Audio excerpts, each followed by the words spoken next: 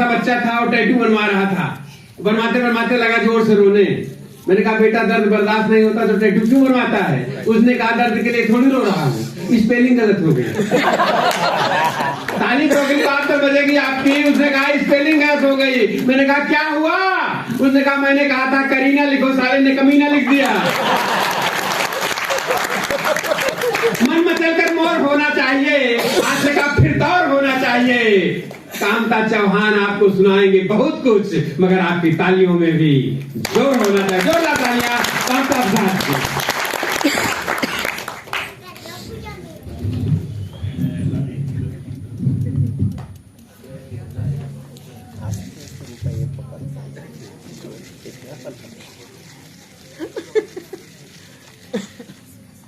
जिस बेइज्जती के साथ मुझे उठाया है, ईश्वर दादा को भी लंबी उम्र से मैं गलत नहीं चला। बहुत बढ़िया कार्यक्रम चल रहा।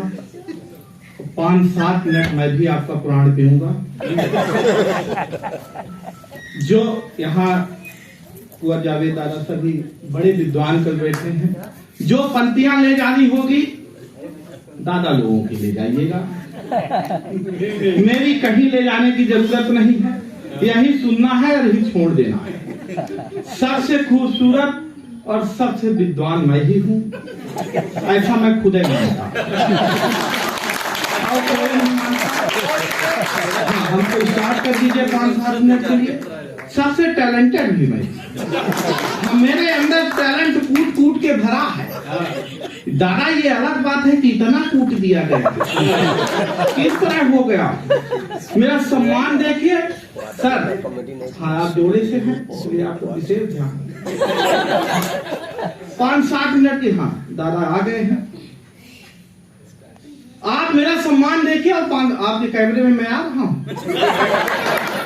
नहीं मैं आता नहीं इस तरह, जैसे जावेद दादा अपनी कोट पहने हुए हैं उस तरह का एक बार मैं धोखे से कपड़ा पहन के चला गया, तो लोगों को पता नहीं चल पा रहा था कहां से आदमी है कहां से कपड़ा। मेरा सम्मान देखिए और स्टार्ट हो जाइए। यहाँ तो हम लोग बहुत जल्दी स्टार्ट हो गए। आदरणीय राजेंद्र दादा भाई ने बड़ा बढ़िया कार्यक्रम करा, बहुत जल्दी स्टार्ट करा दिया। एक जगह हमको सुरेश दादा ने उधर छत्तीसगढ़ तरफ बुलाया था। सब 4 घंटे का कार्यक्रम था और 3 घंटे तक सम्मान चला। उसी प्रकार लगता था आज यहाँ होगा। 6 बजे से हम लोग इधर आ गए थे। फूल से सम्मान, माला से सम्मान, रोली से, चंदन से, साल से, श्रीफल से, फिर राइफल भर से बचा। मुझे लगा वो भी हो जाए तो हम मोक्ष को प्राप्त हो जाए। तो वो सम्मान मेरा देखिए कितना ज्यादा है। और स्टार्ट हो गए कि एक सज्जन सुबह सुबह मेरे घर आए। एक सज्जन सुबह सुबह मेरे घर आए, दरवाजा खटखटाए। दरवाजा खोलते हुए मैंने पूछा फरमाइए। वो हमारे हाथ में चना दे के बोले पहले खाइए।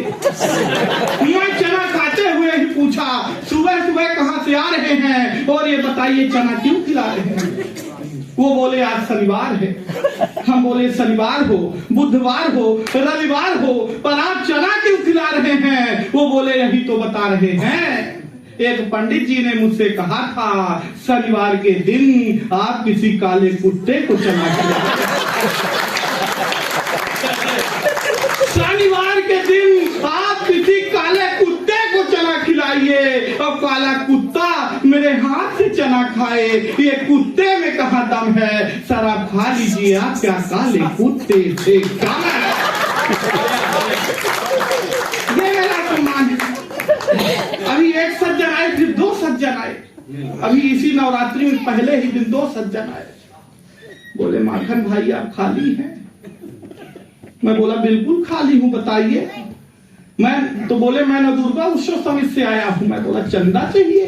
बोले चंदा उंदा कुछ नहीं चाहिए।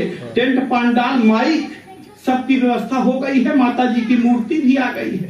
मूर्ति के नीचे लेटा हुआ राक्षस नहीं मिलता। अगर आप खाली होते तो चल देते। मैं साइड से निकल लिया। अभी कल 9वीं के दिन दादा, कल 9वीं के दिन फिर आए। बोले आप खाली हो?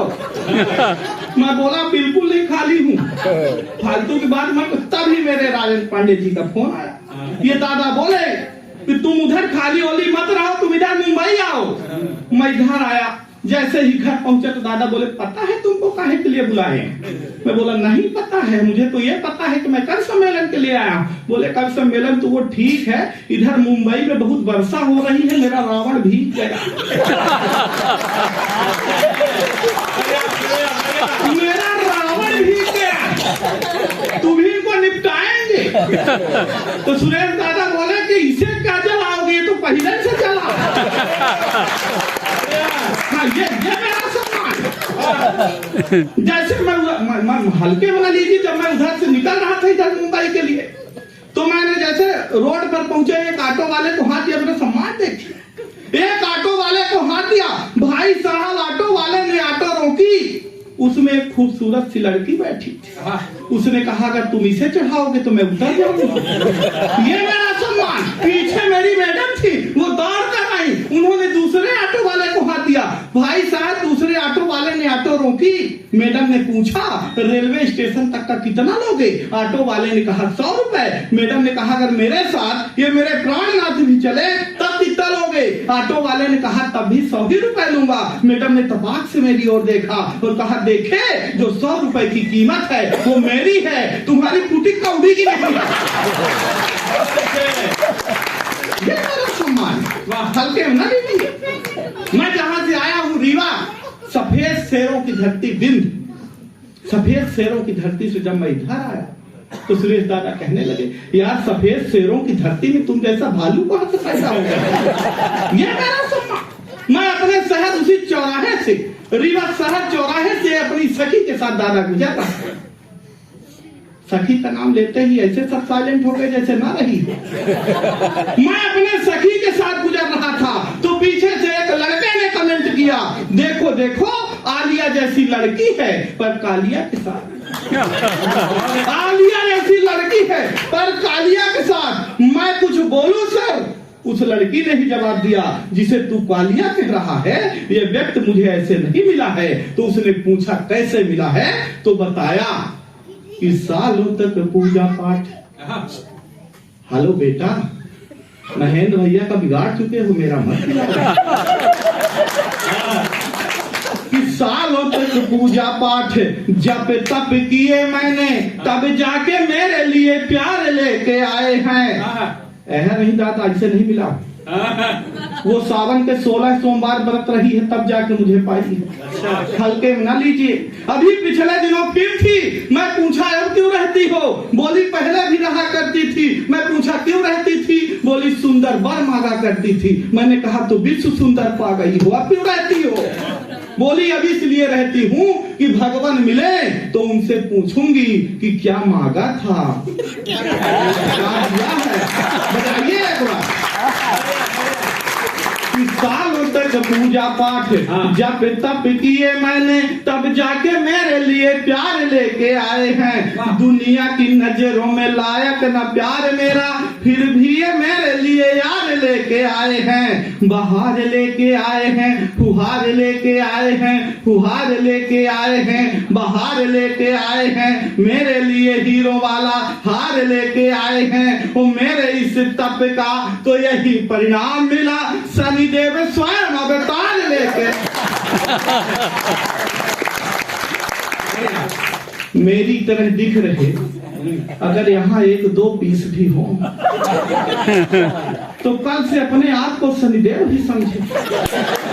नहीं हंसने की बात नहीं है, तेल चढ़ जाएगा पर हल्दी नहीं लग पाएगी। हल्दी लगने में आग लग, मेरी तो लग ही नहीं पा रही थी। मेरे पिताजी के कई बार निवेदन करने पर दादा एक शादी वाले मेरे घर आए, मुझे देख करके जाने लगे, कुछ बोले नहीं। तो मेरे पिताजी खुद ही आगे बढ़े। उन्होंने कहा आपने लड़का देख लिया? बोला कुछ नहीं। उन्होंने कहा देखिए भाई साहब मैंने लड़का देख लिया है, अब आप इसे ब्यूटी पार्लर वाले को दिखाइए। पिताजी ने कहा शादी ब्याह लड़के और लड़की के संबंध है, आप लड़की को दिखाइए। तब जाके फिर लड़की मुझे देखने के लिए आई। आधा घंटे तक लड़की हमको देखती रही। आधा घंटे तक लड़की हमको देखती रही, हम लड़की को देखते रहे, न लड़की मुझसे कुछ बोल रही थी न हम लड़की से कुछ बोल रहे थे। दादा आधा घंटे बाद लड़की ने हिम्मत करके बोली कि भाई साहब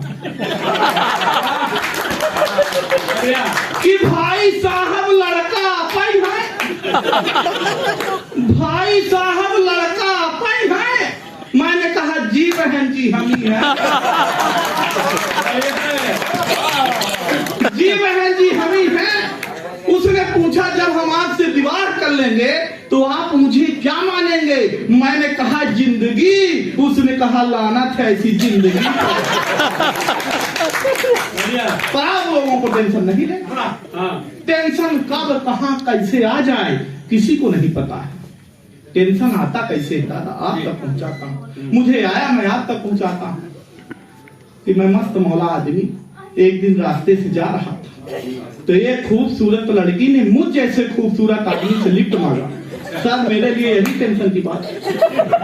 और मैं बहुत अच्छा आदमी, मैंने उसे लिफ्ट दिया। भाई साहब कुछ दूर जाने के बाद उसे चक्कर आने लगे, मुझे और टेंशन हो गई। मैं उसे सीधे हॉस्पिटल लेके पहुंचा। 10 मिनट बाद डॉक्टर आया, बोला बधाई हो भाई आप बाप बनने वाले हो। बोला बधाई हो भाई आप बाप बनने वाले हो। मुझे और टेंशन हो गई। मैंने कहा कदापि नहीं, होने वाले बच्चे का बाप मैं नहीं हूँ। तभी वो लड़की आ गई, बोली नहीं यही है तो और टेंशन हो। भाई साहब मेरा मेडिकल चेकअप कराया गया और रिपोर्ट ये आई मैं तो कभी बाप नहीं बन सकता। टेंशन अभी समाप्त नहीं हुई जा रहा। फिर मुझे ख्याल आया घर में मेरे 2 बच्चे, वो किसके बढ़िया। इतने में सुरेश दादा का फोन आया। बोले मेरे लाल, मेरे पीले, मेरे गुलाबी, मेरे काले, तुझे इतनी टेंशन है तो तू मुंबई चला। मैं इनके घर पहुंचने ही वाला था कि एक छोटे से बच्चे से पूछ लिया सुरेश जी का घर जानते हो?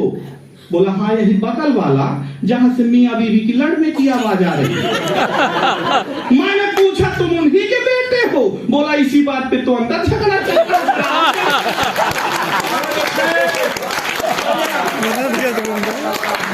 टेंशन समाप्त ही नहीं हो रही, पर आप लोगों को नहीं लेना है।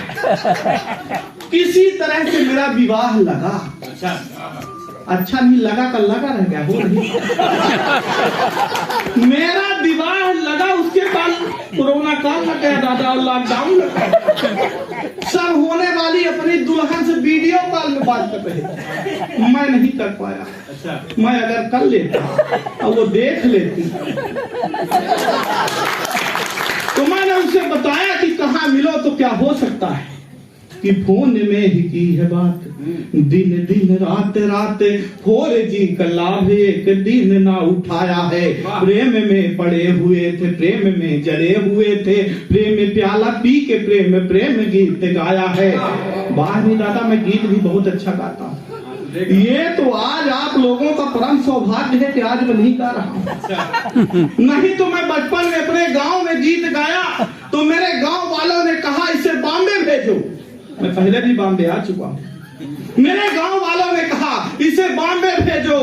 फिर मैं बॉम्बे आया और बॉम्बे में गीत गाया तो बॉम्बे वालों ने भी कहा बहुत अच्छा गाता है, जहां से आया है। क्योंकि जैसे ही मैंने बॉम्बे में अपना सुर लगाया तो सुर असुर का रूप धारण कर लिया। मैंने तरन्नुम छेड़ा तो लोग जहन्नुम की ओर जाने लगे। मुझे उसी एक गाने पे 2 अवार्ड मिले थे, छोटा अवार्ड गाना शुरू करने के लिए और बड़ा अवार्ड गाना बंद कर देने के लिए। अच्छा नहीं था कि फोन में ही की है बात, दिन दिन रात रात 4G का लाभ एक दिन ना उठाया है। प्रेम में पड़े हुए थे, प्रेम में जड़े हुए थे, प्रेम प्याला पी के प्रेम गीत गाया है। कि बरमाला हाथ में थी, सखियां भी साथ में थी, सखियां भी साथ में थी, बरमाला हाथ में थी। दुल्हन ने देखते ही जोर से चिल्लाया है कि एक प्रश्न पूछती हूँ आप ही बताएं नाथ, मुखड़ा पति किस सांचे से बनाया है। अब उस पगली को क्या मालूम कि प्रभु जिस सांचे से मुखड़ा बना रहे थे मैं वो सांचा ही हूँ।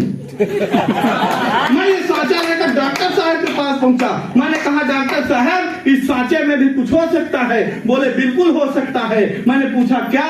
बोले प्लास्टिक सर्जरी। मैंने पूछा कितने में? तो वो बोले 5 लाख में। मैंने कहा इससे कम में? बोले बिल्कुल नहीं। मैंने कहा डॉक्टर साहब अगर प्लास्टिक मैं अपने घर से दे दूं तो?